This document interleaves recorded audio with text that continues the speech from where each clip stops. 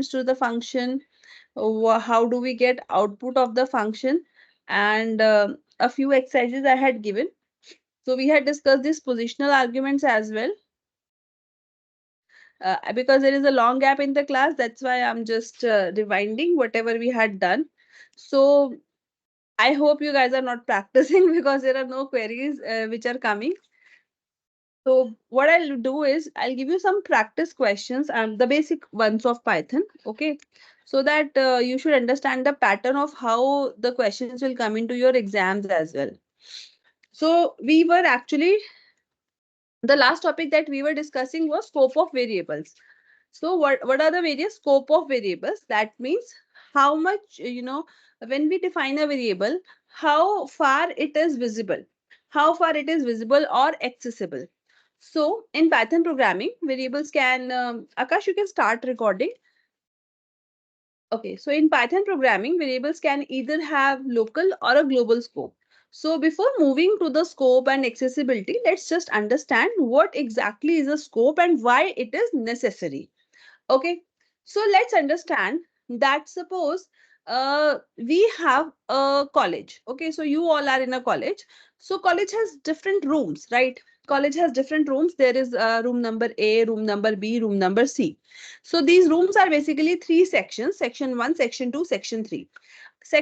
All the sections have teacher, and there is a coordinator who is who maintains the list of all the sections. So there is one coordinator. There are list of students with the teachers as well. Okay.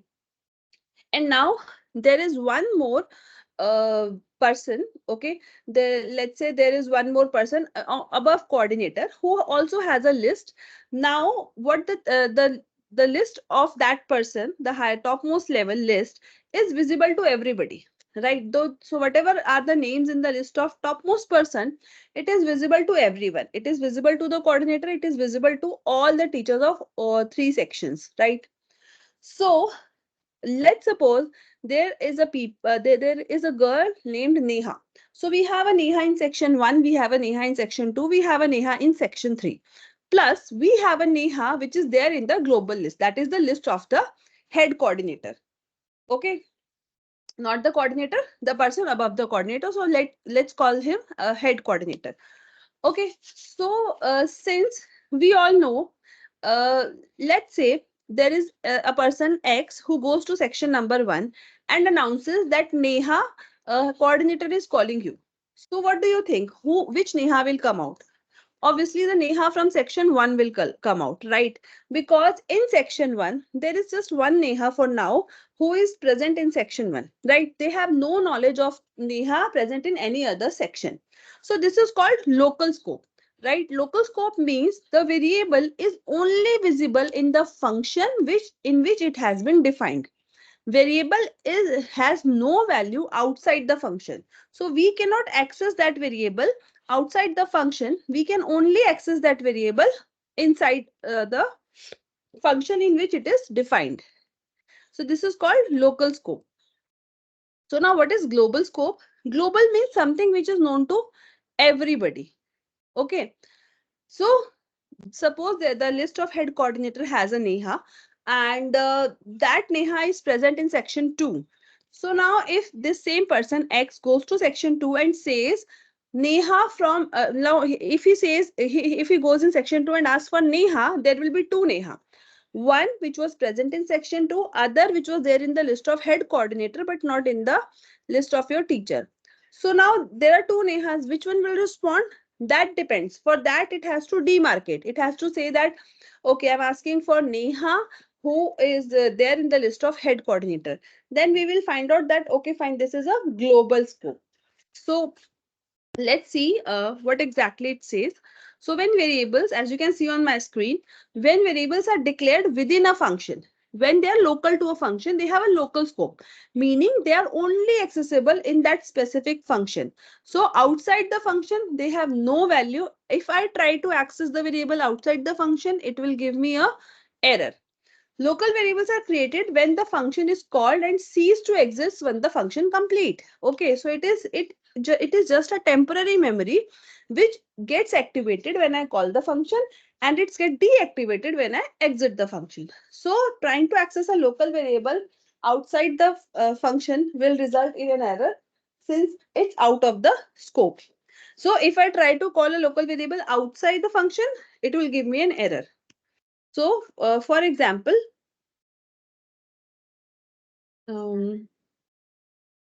I hope my screen is visible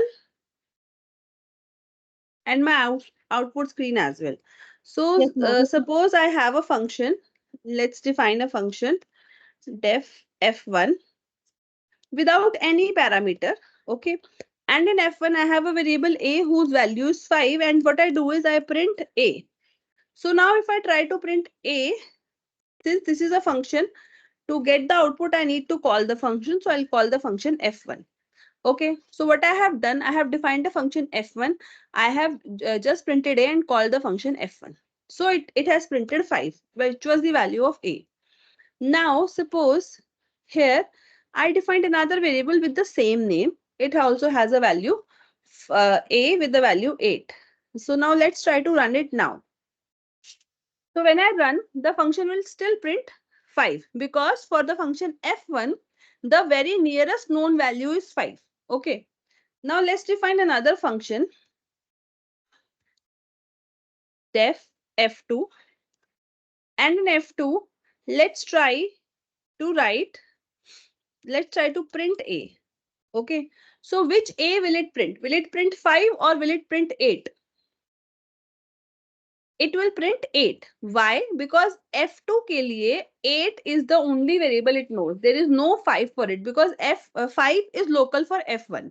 So if I try to print 5, if I try to print f2, it will print 8. As you can see on my screen, it is printing 8. So there is no no value or no local variable accessible outside the function f1.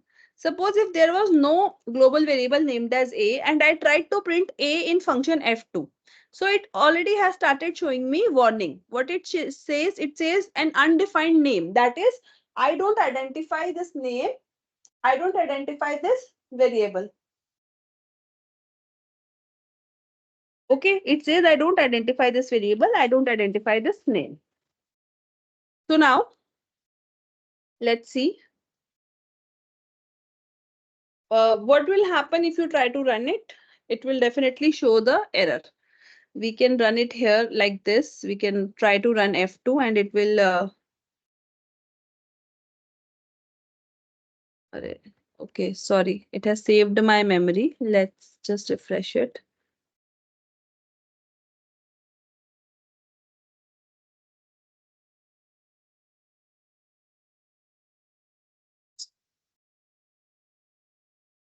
Okay, so it says there is an error. Why it was not giving me an error previously? Because it saved my memories. Okay, this happens sometimes, but not always. So it has given me a long error, and the basic error is name error. That is, the name A does not exist. So whenever we try to access a local variable outside its scope, outside the place where it has been defined, we get a name error. So it says that these variables, that is the local and the global variable, are independent of other variables with same name in other function or global scope. For instance, the local variable a defined, so it says that we can have two local variable with the same name and they won't ever interfere. Okay, so I can write a7 here, and if I try to print it now, it will give me the value 7 because for f2 a is 7 and for f1 a is 5. So both F1 and F2 are having their own local variables with the name A only, and they are ready to print the value. Okay.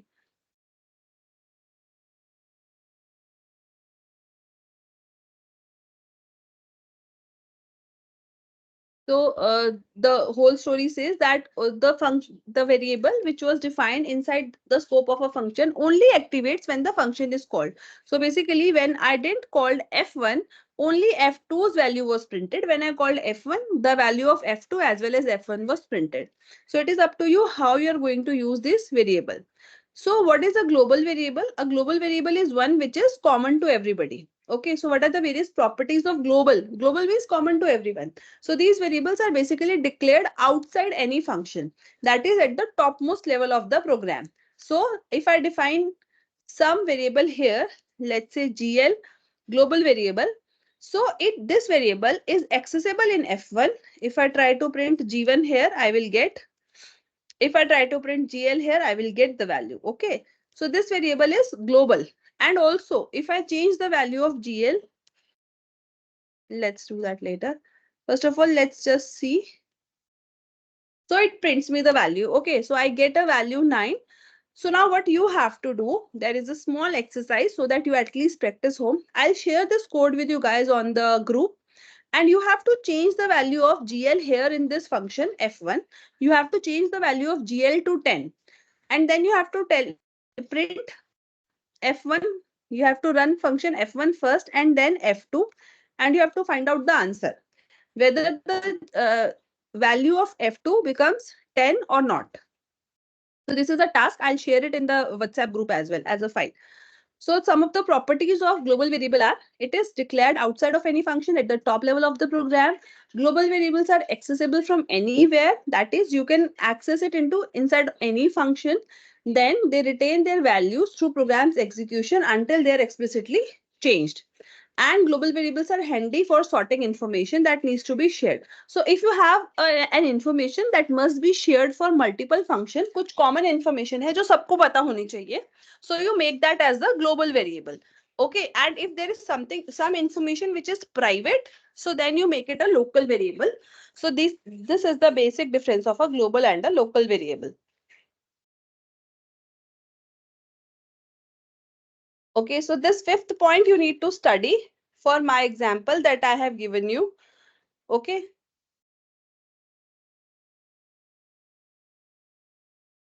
Also, it says that we have to use minimum global variables. That is, only the required global variables should be there, because if we use too much of global variables, we will not have any code clarity. So to maintain our code clarity, having global variable is very, having less global variable is very important. I think we have done everything else from this chapter. So we can move to the next chapter today. Yes, we have done. So what is the purpose of the function? This section may come into as a theory question. What is the purpose of a function? So the basic purpose of function is to organize the code so that I can reuse the code and modularize the code so that independent tasks are defined inside the functions. So to maintain modularity, organization, reusability, we use functions. Excuse me, ma'am. Yes, beta. Ma'am, is this the book which you have already shared? Yeah, this is the same book which I have already shared. Since you guys are very new to programming, I told you guys to read this book first, okay? Because this books contain all the fundamentals, the basic fundamentals that you should know, and it do not has a very, high level. बहुत ज़्यादा detailing नहीं है, because you do not require that much of detailing. You require the basic fundamentals, you require the basic programming. So this much is there in the book. So that is why I suggested this book. This is a book designed by SOL only. It is referred into the syllabus of computer application, and it Ma'am, covers all the topics very clearly. ma'am, for the exam purpose, if we read from this, is it enough for us to give an exam from this Um, book? yes, I had discussed this previously also. I just recommended two books. I said no. I mean, you should not go to any internet resources like that. I have just recommended two books. The very first book which you should read is this one. And the other book is Sheetal Taneja and Naveen Kumar's Python book, but that you should only refer if you really want to learn programming, like if you have a very keen interest. Otherwise, for the purpose of exam, this book suffices. Okay, ma'am. Thank you. But you have to read it thoroughly and practice the examples as well, bacha. ठीक है ना? Because the codes will definitely come. You should have a niche to write the codes. Okay, ma'am. So let's do, we had done this also. We have, but I mean, this recursion, recursion we can skip, recursion you can skip when you are studying, okay, recursive functions, because they are more deeper, and I think they are a little tougher for you, so you guys can skip this particular topic. Okay, so let's make a few functions.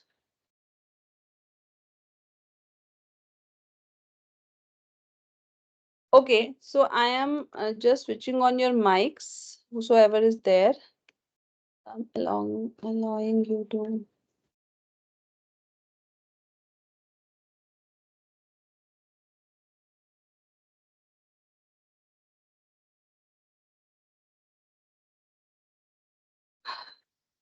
Actually, I think there is some system upgrade due to which I am not even able to access the basic controls.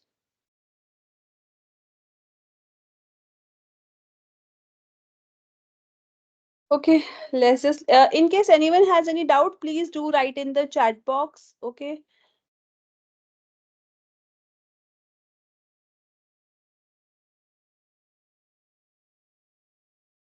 or you can even write in the group.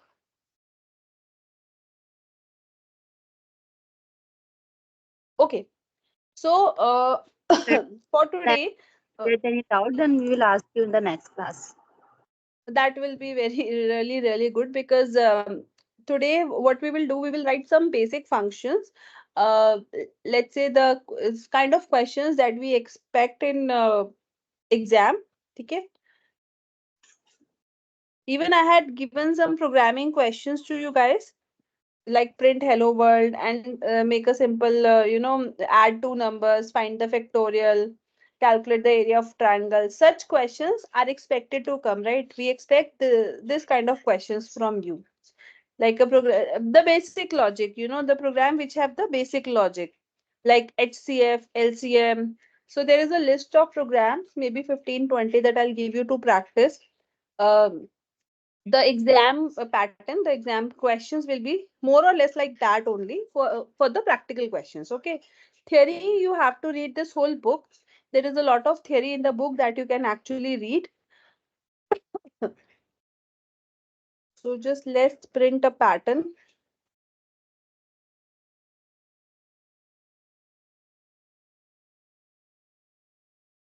Sorry for the background noise.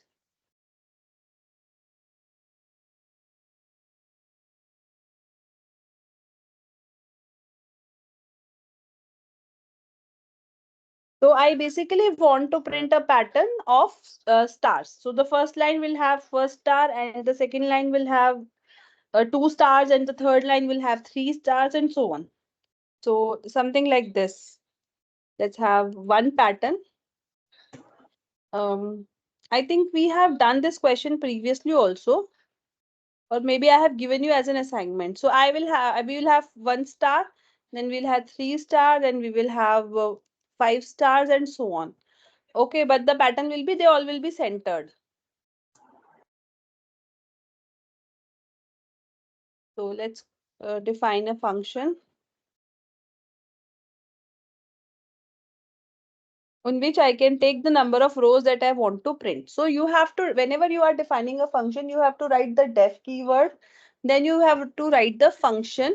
Okay, then you have to write the function name, whatever name you feel like, but always remember that function names should be related to the function. For example, I have written fun one, it has no relation to whatever I'm printing. I could have written, the better name would have been, let's say, pattern pyramid.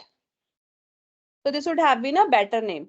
Then you have to pass a list of arguments that you are sending. So it may be 1, 2, 3, 4, 5, or any number. Or also you can pass a default argument. For example, I want to pass 5 as a default argument. That is, if user does not provide me anything, I will go with 5. Okay, so after that, I have to write my code. So obviously, I want to have some number of rows and some columns. So I need to have two loops that we had already discussed in the class of loops. So for I in range, So this is the basic code of for loop for I in range. So the range will be from 1 to n plus 1. Since we know that Python always, uh, the for loop always runs 1 less than the value which is given. So if you provide n plus 1, it will run 5 times from 1, 2, 3, 4, 5. Further, here or in this, what I want, this I will run for all the rows. So it will have 5 rows, but in each row, I want some number of stars, that is some columns to be printed.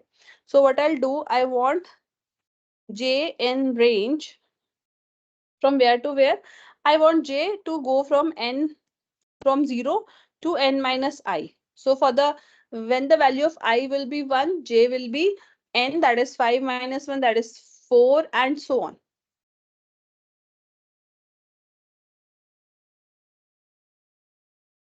We'll have print blank. Okay. So what basically we are doing, we are printing the spaces, and we are trying to print the blank spaces before, so that the centered pattern should occur. So since I had to print these blind spaces, I have to write the code of printing the stars as well. So let's just see the code first, what it actually gives as an output, and then we will discuss it.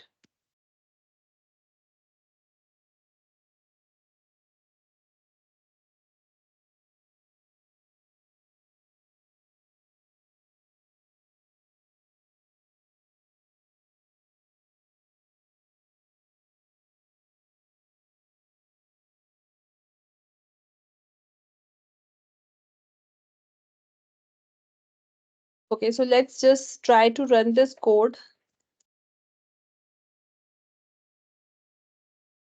So we call this function pattern. So the name is a little big to call. And I'm passing a value 3. Okay, I just forgot to end. Just a sec.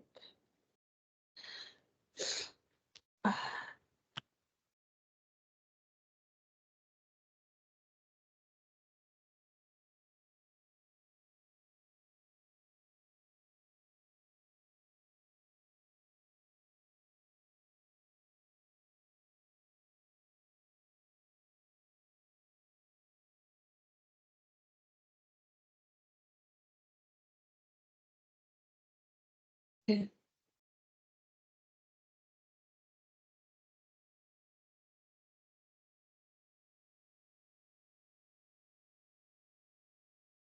Okay. So I had forgot to print a new line. Okay, so that is why, see how a small mistake can lead to a big disaster. So the pattern that I wanted is exactly like this. But since I forgot to write the statement to print a blank line after printing a series, after printing a complete row, I had to give a blank line to come to the new space. Okay, so this is the pattern that I wanted to print. So what will happen if I do not, if I do not give any value of n, so it will give me a pattern of 5 rows. But if I give a value to n, it will supersede and give me the pattern of that many rows. So here we have understood 4 5 concepts. I'll explain them one by one. The very first thing is we have understood how to define a function. So we have understood that we have to give the define keyword. We have to give a good name to the function, and we have to give the parameter list. Also in Python, you do not need to provide any data type to the Python. Python automatically detects the data type by understanding the value that you have given. Okay. After that, here I had to print, basically I had to print a pattern of rows and columns. But generally for a pattern of row and column, you just have 2 loops. But understand that instead, apart from rows and column, you had to maintain these beginning spaces also. If I do not write this J loop, I will not have these beginning spaces. Okay. Let's see. See, can you see the difference now? The pyramid has shifted. For just the part of printing the beginning spaces, I had to use this J loop. Fine. So the see, the logic always comes when you practice. So the logic is very simple. There are various patterns. They all have logic. You can get a lot of questions of patterns.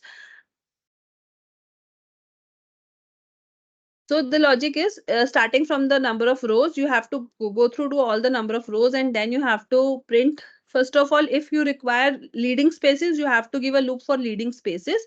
If you do not require a leading space, you have to give a loop for the star patterns, right? So there may be 2 loops or 3 loops inside a pattern. That totally depends on the type of pattern that you want. And always remember that once you end the columns, uh, you always have to put this end keyword is basically asking the print statement to end the line by space and not by the enter. If I do not give this end statement, let's see what will happen. If I do not give this end statement in both of the print statements, then what will happen? By default, print statement gives you a new line. So it will give me this. See, this is the pattern that has been given, which I never wanted. It is giving me a new line after every, after every column. So this end, this end L, sorry, end equals to the space is very important. It tells the print command that do not end the line with a new line, just end the line with the space. You could have given any other character as well. Like I could have given to end it with dollar maybe. So I would have got something like this. Okay.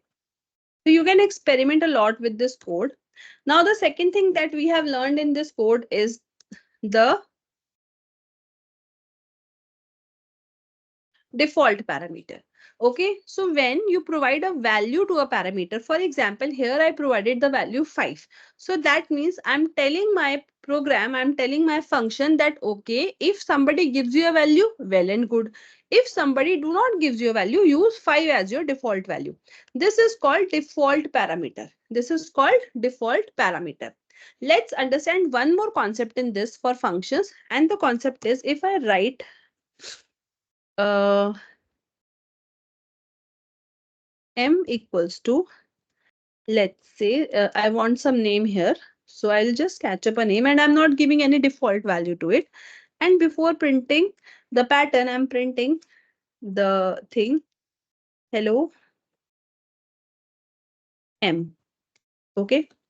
So here for m, I am giving a value as my name. Let's see, does this work or not?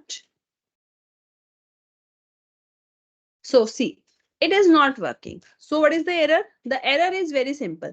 Non-default argument follows the default argument. Okay. So the lesson is, since it was a rule, we had already studied this, that if you want to give a non-default parameter, you have to give it before the default parameter. Once a default parameter start, you can only give default parameters after that. You cannot provide a non-default parameter after a default parameter. So see, I can do this. Now it is showing me, hello Asha, this. Okay. So this is one thing. Other thing that I can do is I may, let's try if I can do that. I may give the parameters in different order, right? In my function, I'm asking m first and then I'm asking n. But here in my calling statement, I'm giving n first and then I'm telling that m is something else. Let's see if this works. See, it is working. This is called calling parameters by name. That is, although I have changed the orders, but I have clearly mentioned the name of the parameters and it is same as the ones that were defined. So this is called arguments. This is called parameter values, and I have switched the values, but still I was able to get the function right because I have given the proper naming to that. So these are the 5 concepts of function.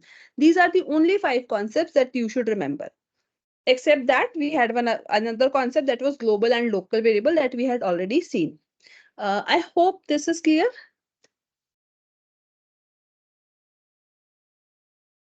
Okay, so I guess apart from Priya, nobody can open their mic.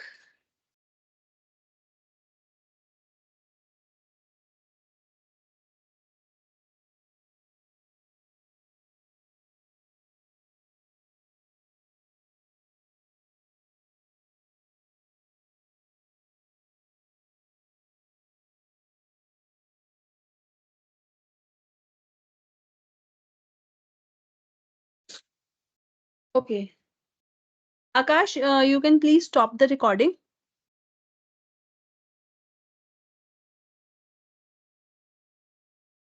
So for today's class, we have just touched the concept of functions again.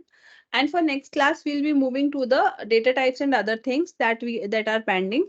Also, I'll take one class in which I will explain you that how exactly you need to prepare for the exam.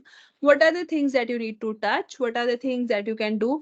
Also, bacha, I am suggesting you all to start preparing now.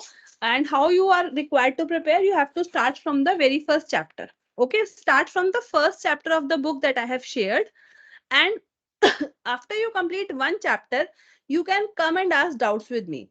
I can always schedule doubt classes with you guys. You can come and ask doubts with me, and I'm always available for you to help. Okay, you can write your doubts on the group. You can write your doubts to me, or we can schedule a doubt class as well. But from now onwards, start preparing. Every chapter will require you 4 to 5 days. So you have to give 4 5 days to one chapter. We have total 6 chapters to cover. So I guess we'll be ready by May. Matlab before the starting of May, we will be able to because once you the initial chapters are covered, every chapter will require just 1 or 2 days for you to complete. Okay. So I'll end up my class here today, and I'll stretch a little longer in the next class so that there are a few things that needs to be covered.